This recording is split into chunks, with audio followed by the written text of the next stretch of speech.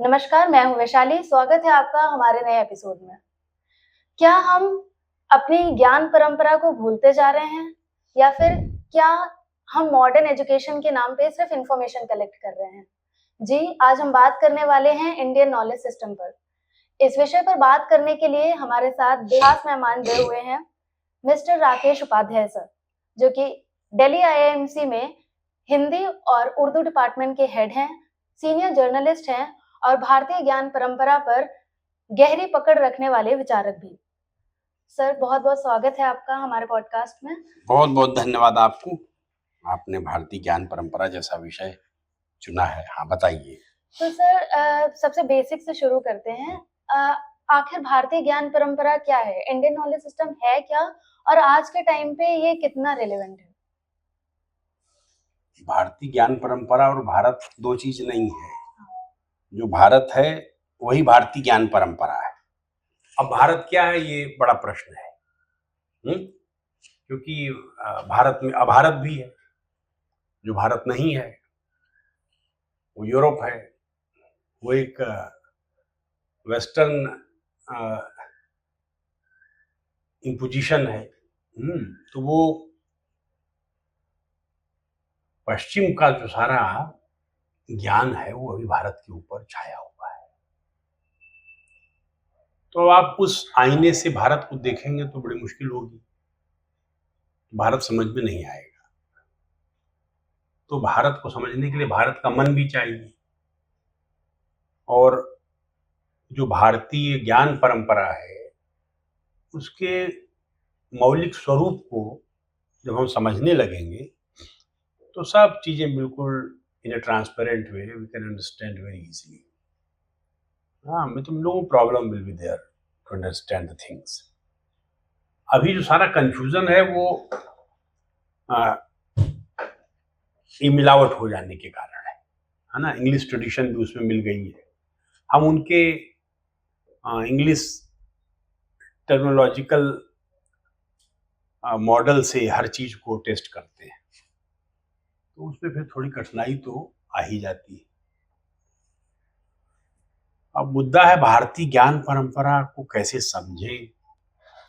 तो भारत का जो शास्त्रीय, जिसे क्लासिकल कहा गया है, और जो लौकिक, जो लोक जीवन का, सामान्य मनुष्य का, साधारण इंसान का जो जीवन दर्शन है वो सब एक ही है। उसका एक वर्ल्ड व्यू है, उसका एक लाइफ विजन है। वो एक जीवन की फिलॉसफी लेकर चलता है। पहाड़ों में रहता है, जंगलों में रहता है, शहरों में रहता है, गांवों में रहता है, नदी किनारे, समंदर किनारे। वो जो उसका वर्ल्ड व्यू है वो उसकी जीवन शैली में व्याप्त है। His full life is filled with the certain kind of ideas which are very very rare as per word civilization is concerned. वो टॉलरेंट है, वो दुनिया को एक अपनेपन के लिहाज से बहुत देखता है। वो बहुत सबके साथ बंधुत्व भावना लेकर चलता है। वो पारिवारिक रिश्ता जोड़ता है, मनुष्यों के साथ भी जोड़ता है, पशु पक्षियों, पेड़ पौधों, पहाड़ों, नदियों के साथ भी जोड़ता है। ये हजारों साल से इनबिल्ट है। ये जो उसके भीतर धारणा आई और व्यवहार में आई, प्रैक्टिस में आई, ये आई कैसे? कोई चीज हम सीखते हैं तो कैसे सीखते हैं? ज्ञान से सीखते हैं। तो इसको समझने का जब हम प्रयास करते हैं तो ज्ञान परंपरा अपना फंडामेंटल कैरेक्टर हमारे सामने रख देती है। मैं क्या हूं, मुझे देख लो एक बार। और हजारों साल की यात्रा में भारत बढ़ा है। तो ये अद्भुत है। ये वेदों में भी है, उपनिषदों में भी है। भारत के जितने महाकाव्य जिसको कहते हैं लिटरेरी पॉइंट से, आध्यात्मिक बिंदु आधार पर जितने मत संप्रदाय हैं उसमें आस्तिक भी है, नास्तिक भी है, षड दर्शन है, एक ही मत नहीं है, अनेक मत हैं, लेकिन वह सब कहीं न कहीं आपस में समन्वित रूप में चलते हैं, जिसमें मनुष्य और जीव जगत सबका इंटरेस्ट है। इसमें सबकी जरूरतें तो पूरी होती हैं और सबके जीवन का एक कोई ध्येय मिलता है, टारगेट मिलता है हर जीवन को। धर्म अर्थ काम मोक्ष का जो पुरुषार्थ चतुष्टय है, ये इसकी फाउंडेशन है।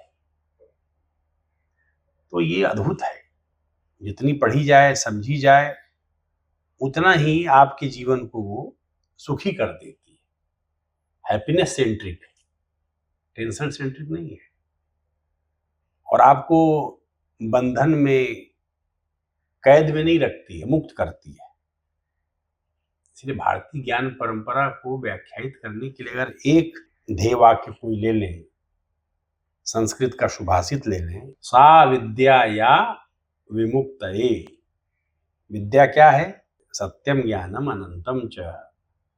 जो सत्य है वही ज्ञान है, वही अनंत है। और वो है क्या? उसका बेसिकली ध्येय क्या है? ये आपको सब प्रकार के, it is heading you towards the deep salvation from all kind of bondages.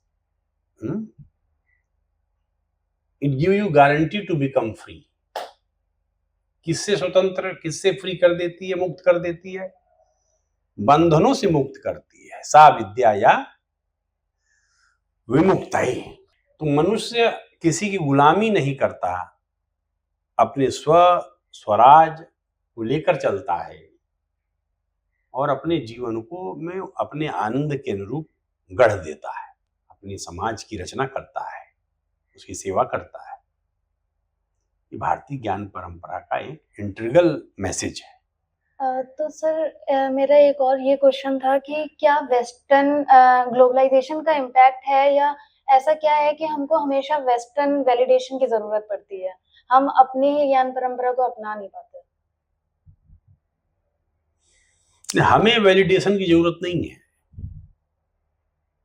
दरअसल में हमारे देश में ब्रिटिश पीरियड से जो एजुकेशन सिस्टम आया, तो ये ब्रिटिश ओरिएंटेशन के आधार पर आया।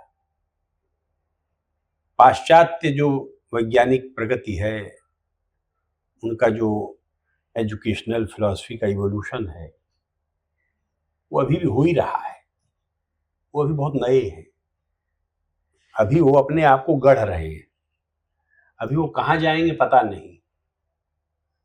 वो आएंगे वहीं जहां भारतीय ज्ञान परंपरा का स्वरूप खिलकर सामने खड़ा होता है, वो भी वहीं आएंगे। समय लग रहा है, क्योंकि जो शिक्षा परंपरा, ज्ञान परंपरा हमारी, उसका कोई मुकाबला थोड़े है दुनिया में। दुनिया तो अभी भी they are trying their best to get certain kind of knowledge from India. इसीलिए एल बासम ने जो लिखा, the wonder that was India. तो जो ये एजुकेशन सिस्टम लेकर चल रहे हैं, अब उसकी बहुत सारी खासियत है, विशेषताएं हैं, इसमें दो राय नहीं है, लेकिन उसकी जो फाउंडेशन है उसमें बहुत कुछ ऐसा है जिसे बदलने की जरूरत है। वो बदल जाएगा। तो वैलिडेशन हमें नहीं चाहिए। वैलिडेट तो हम ही करेंगे कि आप कितने करेक्ट हैं और कितने नहीं। आपका समय आपको वैलिडेट करेगा। आप सही होते तो दुनिया में इतनी समस्या न होती जितनी आज है। आप वैलिडेशन, ये अपनी चीजें खुद ही खारिज कर रहे हैं। जो जो टेक्नोलॉजिकल इंटरवेंशन लेकर के वेस्ट चलता रहा है, जो जो लाइफ फिलॉसफी लेके चलता रहा है, सब उसको बदल रहा है। एक ही उदाहरण टेक्नोलॉजी ले लो, अब सब ग्रीन टेक्नोलॉजी की ओर जा रहे हैं। प्रकृति के साथ हमें क्या व्यवहार करना है, उसको लेकर फंडामेंटल थॉट प्रोसीजर ही बदला जाना चाहिए। ये अप्रोच वहीं से आ रही है ना। जीवन केवल मनुष्यों तक सीमित नहीं है, वो पेड़ पौधों में, वनस्पतियों में, नदियों में भी है। ये हमारी हमारी सिद्धांत भी है, हमारा व्यवहार भी है। इसका वैलिडेशन हम वेस्ट से क्यों करें? वेस्ट ने बाद में खुद ही अपने आप को करेक्ट किया, जब जेसी बोस से, उनके एक्सपेरिमेंट से उनका सामना हुआ। तो कुछ अच्छी बातें हम वहां से लेते भी हैं, क्योंकि बहुत समय हम भी गुलामी की चादर में पड़े रहे हैं, तो हमारा भी बहुत कुछ ढक छिप गया है। उसको आगे और बेहतर करने में तो सारी दुनिया भर के विद्वानों का सहयोग चाहिए ना। तो बात, मैं जब कोई वेस्टर्न कहता हूँ, इसका मतलब नहीं कि कोई मनुष्य समुदाय, एक सोच है जिसके कारण समस्याएं ज़्यादा बढ़ गई। और वहीं पर ऐसे इग्नाइटेड लोग भी हैं, इग्नाइटेड माइंड हैं, जो सोचते हैं कि नहीं, हमें बहुत कुछ अभी आपस में मिलकर करना है। तो इंडियन नॉलेज सिस्टम भी एक उसी का रूप है, जिसकी ओर दुनिया आप देख रही है। पर अब सवाल ये है कि हम देख रहे हैं कि नहीं देख रहे हैं। हम ही भूलते जा रहे हैं, तो हम दूसरे को क्या कहेंगे? सर यही क्वेश्चन था मेरा कि आज के यूथ में इतना मतलब इग्नोरेंस क्यों है इंडियन नॉलेज सिस्टम को लेके? क्यों मतलब उस टॉपिक का नाम सुनते ही लोगों के दिमाग में ये क्वेश्चन आता है कि हम इसको क्यों पढ़ें? अरे भाई, मतलब बहुत ही डिस्कनेक्टेड फील करता है आज का यूथ इंडियन नॉलेज क्योंकि हमारे सिस्टम में उसको रखा ही नहीं कभी। गुलामों की कोई अच्छी चीज भी लोग क्यों स्वीकार करेंगे? हम लोग गुलाम थे, हमारी अच्छी चीज भी बकवास कही जाने लगी। लेकिन उसके पीछे दुनिया पागल हुई ना बाद में। आज माननीय प्रधानमंत्री जी श्री नरेंद्र मोदी जी, जब वो 2014 में सत्ता में आए, तो उसके बाद उन्होंने यूनाइटेड नेशन से कहा कि भाई, हमारा जो योग है, ये एक मनुष्य को सुख देने वाली और परम सुख देने वाली चीज है। कष्ट से, रोग से, तनाव से मुक्ति के लिए इसको एक वर्ल्ड वाइड प्लेटफॉर्म चाहिए। तो यूनाइटेड नेशन ने तुरंत उनके प्रपोजल को एक्सेप्ट किया, क्योंकि उनका ये नॉलेज वैलिडेशन उनको मिल चुका था दुनिया भर के एक्सपीरियंसेस से। तो उन्होंने अंतर्राष्ट्रीय योग दिवस शुरू किया ना। आज 200 देशों में योग हो रहा है। क्यों हो रहा है?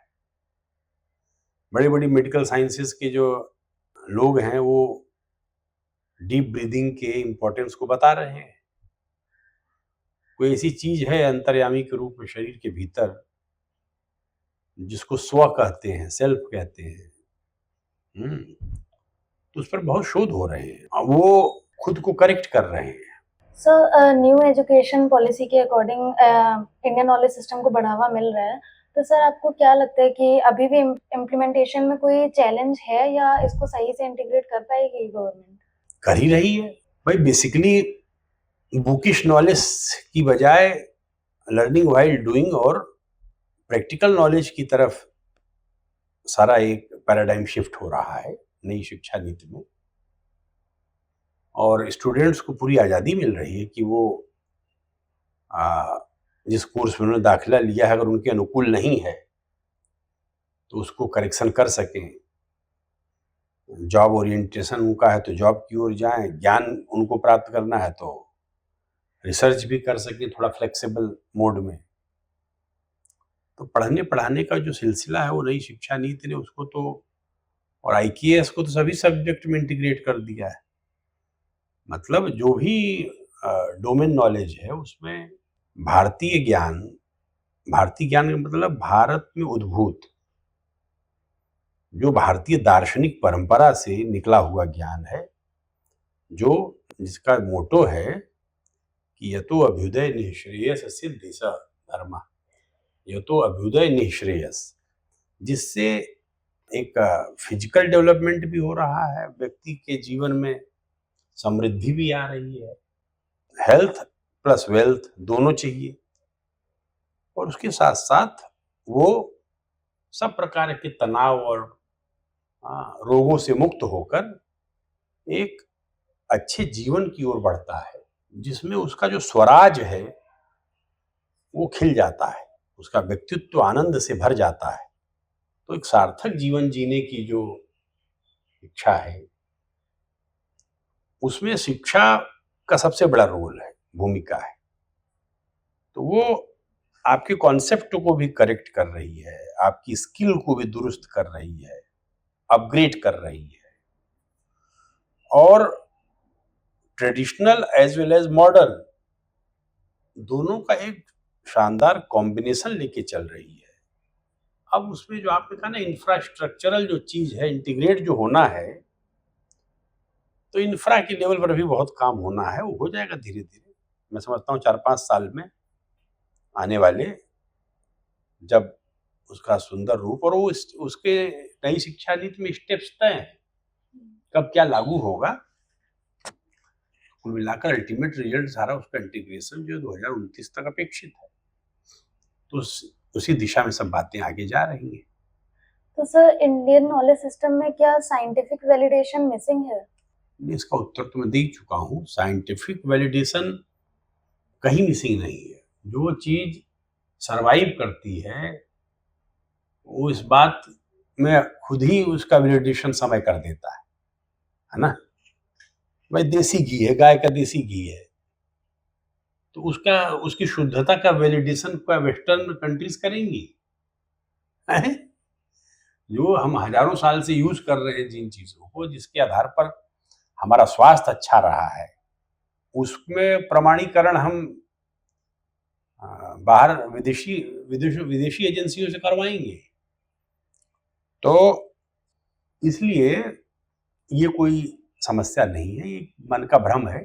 जो देशज ज्ञान है वो ऑलरेडी वैलिडेट है।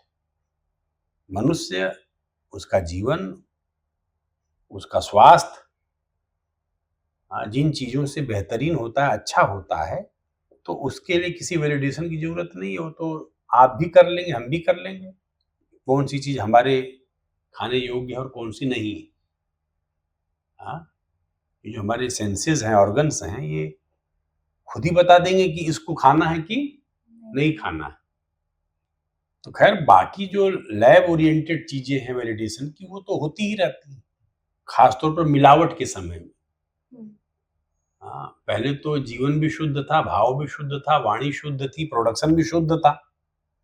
अशुद्ध चीज कोई ले आएगा ये इमेजिन नहीं करते थे। लेकिन अब लोगों को लोभ लालच, तो इसके लिए रेगुलेशन भी चाहिए, वैलिडेशन भी चाहिए, सर्टिफिकेशन भी चाहिए।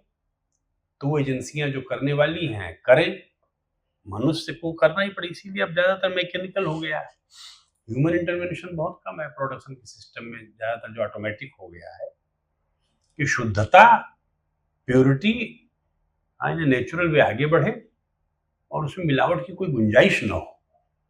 ये सर, क्लासरूम लर्निंग आज के टाइम पे क्लासरूम सिस्टम जो है वो क्या हमारी इंडियन फिलोसफी के अगेंस्ट है, या अभी भी थोड़ा इंडियन टच है उसमें? नहीं, अगेंस्ट और फेवर वाली कोई बात नहीं है। क्लासरूम टीचिंग टीचिंग है। टीचिंग क्लास में करिए या फील्ड में करिए, फिर आपको असाइनमेंट मिलता है ना, तो असाइनमेंट तो फील्ड में जाके ही करेंगे ना। असाइनमेंट फिर चेक कहाँ होगा? फील्ड में भी हो सकता है। सब मल्टीपल लोकेशंस पर गए, फिर क्लास में एक साथ आ जाएंगे। तो क्लासरूम एक्टिविटीज भी रिक्वायर्ड है, फील्ड एक्टिविटीज भी रिक्वायर्ड है।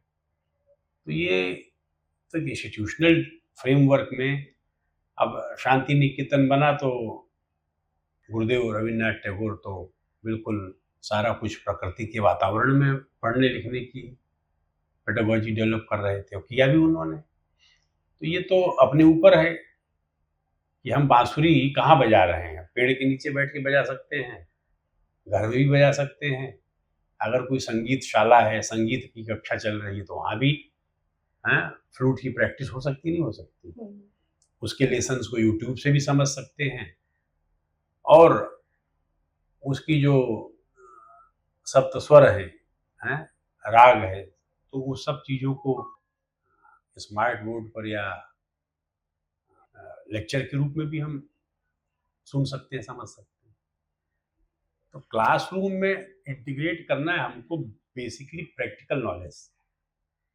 इस नॉलेज का फर्दर यूज क्या है, कहाँ है, और जो डिमांड है, रिक्वायरमेंट है मार्केट की, उसमें हम कहाँ फिट है। इसीलिए हम लोग हर साल अपने सिलेबस को भी उसकी स्क्रूटनी करते हैं, बोर्ड ऑफ स्टडीज बनती है, इंडस्ट्री के स्कॉलर्स भी रहते हैं, वो उसको चेक करके उसको अपग्रेड कर देते हैं। कोई नया सॉफ्टवेयर आ गया है तो उसको लेंगे ना भाई, कंप्यूटर को अपडेट करेंगे। उसी तरह कोई नई नॉलेज और नई स्किल आ गई है अगर, तो उसको भी हम इंटीग्रेट करके, अब एआई आ गया है, तो आर्टिफिशियल इंटेलिजेंस की टेक्निक से हम क्या-क्या अपने जो फाइनल प्रोडक्ट है उसको कैसे बेहतरीन बना सकते हैं और उसकी ओरिजिनैलिटी को बनाए रखते हुए। ऐसा नहीं कि सारा कंटेंट ही एआई जनरेट कर दिया आपने, कोई नहीं देखेगा। एआई जनरेटेड कंटेंट जो है उसमें अगर ह्यूमन इमोशंस नहीं होते। ह्यूमन अगर पूल में नहीं है उसके तो बेकार है वो।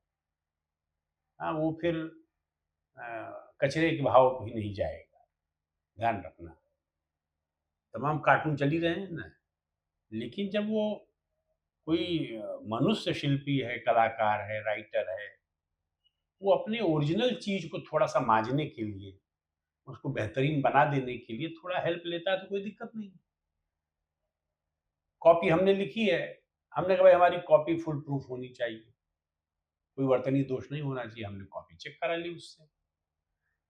तो एक सुपर पेन के रूप में, एक अच्छे स्टेनोग्राफर के रूप में एआई साथ में रहेगा तो उसको, उसकी ट्रेनिंग को हम इंटीग्रेट करेंगे ना, कर ही रहे हैं। सर, अगर किसी स्टूडेंट को इंडियन नॉलेज सिस्टम में इंटरेस्ट है, तो क्या इसमें कुछ स्कोप है और वो क्या कर सकता है इससे जुड़ने के लिए? देखो, अगर स्टूडेंट गाँव में रहता है तो पहले अपने गाँव को जाने, हुँ, गाँव की संस्कृति को, गाँव के लोकाचार को, गाँव की परंपराओं को देखे। हो सकता है उसमें कई बातें अनएक्सेप्टेबल और बियॉन्ड लॉजिक दिखाई पड़ेंगी, पर उसके मूल को समझने का प्रयास करें, रियल कॉज़ क्या है? उसी तरह शहर में रह रहे हैं, नगर में रह रहे हैं, हुँ? तो फंडामेंटल्स को शुरू से देखने का प्रयास करें। तो उसको अगर हम गहराई से देखेंगे तो धीरे-धीरे इंडियन नॉलेज ट्रेडिशन की तरफ हमारा ध्यान आकर्षित होगा और उसमें क्या बेहतर कर सकते हैं उसका एक आइडिया मन में आएगा।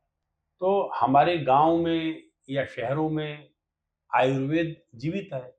हुँ। घर में ही काढ़ा बनाते थे ना, अभी कोरोना में कितना काढ़ा चला। ये काढ़ा क्या चीज़ है? इसके यही चीज़ जो है धीरे-धीरे आपको, it will connect with the deep knowledge of Indian knowledge tradition.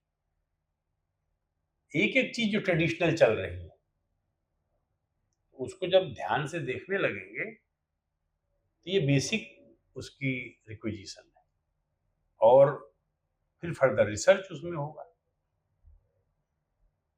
कैसे हम अपनी चीज़ों को अच्छा कर सकें, है ना? पानी शुद्ध करने की जो ट्रेडिशनल टेक्निक, फिटकरी डाल देते थे, घुमा देते थे, गंदगी बैठ जाती थी, पानी छान लेते थे।